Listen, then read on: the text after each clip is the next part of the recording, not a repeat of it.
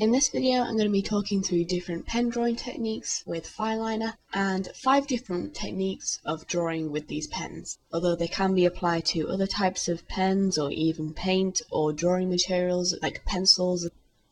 The first is the crosshatch technique. This method involves using intersecting lines that run parallel to each other.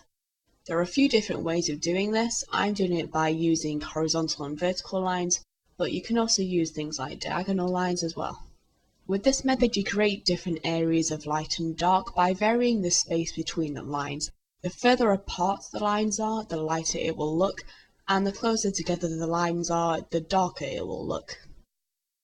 So to take a quick break from the drawing and show you a clear example, I've drawn a crosshatch swatch with very even spacing between the lines. Notice how I'm trying to keep the lines that run in the same direction parallel to each other, and how I'm trying to intersect at a straight 90-degree angle when I'm drawing the lines that go in a different direction.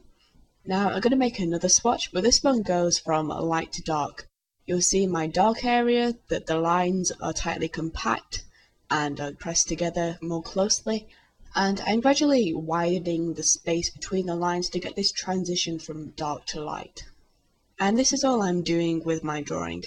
I'm keeping all the lines running in the same 2 directions, and I'm just filling in the shapes with this hatching technique. The advantages of this method is that you can cover a wide area a lot faster than something like stippling, which I'll talk about later in this video, and you end up with this very technical and tonal looking drawing. This technique is one of the most traditionally well used drawing techniques by artists, and it dates back centuries. So it can give you this very old look to your drawings, and the disadvantages are that it can be quite easy to accidentally end up with lines that start getting more and more slanted because you're not keeping them parallel with each other. And if the subject you're drawing has lots of dark areas, it can get tiring to have to keep drawing all of those lines, which is why I'm just painting with black ink to fill in the backgrounds of these drawings. Doesn't always work out well if you're drawing subjects like people or animals, because the lines don't follow the form of the body or skin. Some artists do make alterations of this method where, like, if they're drawing a person's arm, for example, they'll have the hatching so it's parallel to the edge of the arm instead of the edges of the paper. So it is possible to work around something like that with this method. The next technique I'll talk about is one that tends to work out much better for stuff like figure drawing, but especially natural forms, and this technique is a form of hatching. It's very similar to cross-hatching, except the way I do it, you don't have to have the intersecting lines. So there's no crossing involved, and you don't have to keep your lines perfectly parallel to each other if you don't want to. This means you can draw lines in curving or wave shapes, which in my mind is a huge part of what makes it more suitable for drawing natural forms. And I'll show you an example here. Like with cross-hatching, the closer your lines are together, then the darker the thing will look. And back to the drawing. With this technique, I like to keep my lines following the form of the object. So with this drawing, for each petal, I had all my lines that came out from the center of the flower because that's where the petal originates from. And the angle can change slightly, or some of the lines might end up more curved than others, but the lines all ended up pointing towards the middle of the flower. This is one of my personal favorite drawing techniques. It's quick, you can be quite expressive with it, and I find it very fun for drawing natural forms. It might not be as good for more technical looking drawings, and if you're looking to draw something like skin, then lines like this can end up with it looking quite stylized instead of tonal, which, depending on your opinion, it can either be an advantage or a disadvantage. This technique is stippling, and it's one that requires a great deal of patience because you end up creating tone by using hundreds and hundreds of these tiny dots. Here's a close-up of the dark to light swatch using stippling, and you end up with this half-tone looking effect.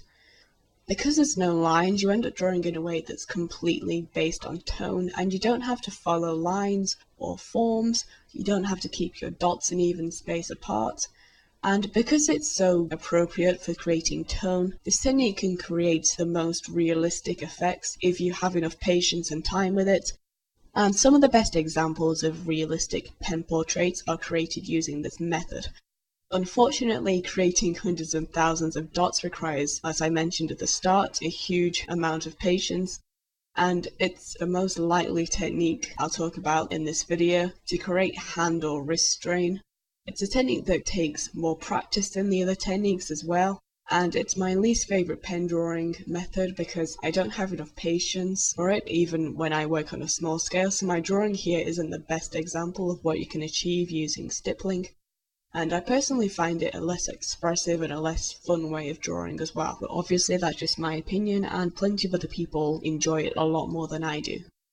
This is probably the most expressive method on this list, and it's one of the ones that I have the most fun with, and this technique is Scribble Ink. So here we go, a swatch from dark to light, the dark areas being where the scribbles are the most compressed and overlapping, and the lighter areas where there are less lines.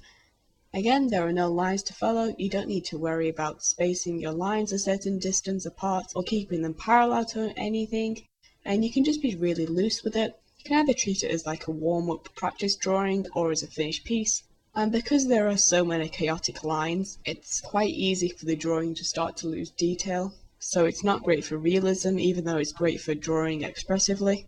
It's also probably the quickest method on this list, and as long as you've got the proportions of your shape down right, then it's very hard to go wrong using this technique. The last method I'll talk about is continuous line drawing. This one is quite different to the rest because it's not one that is necessarily about tone, but it's more about shape. The idea is that once you set your pen on paper, you don't take it off again until you've finished the whole drawing. Some artists treat this technique as a warm-up or as more of a drawing challenge, but others prefer this highly stylized and almost cartoony kind of look.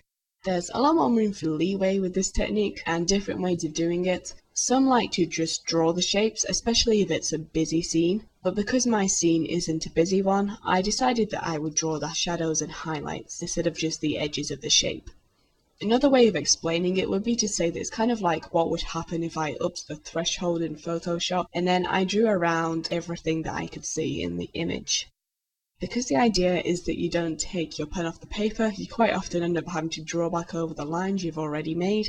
This technique requires a different way of looking at things and a different way of working to the other techniques. It's definitely the most stylized, and you obviously aren't going to end up with a realistic looking rendered drawing by the end of it.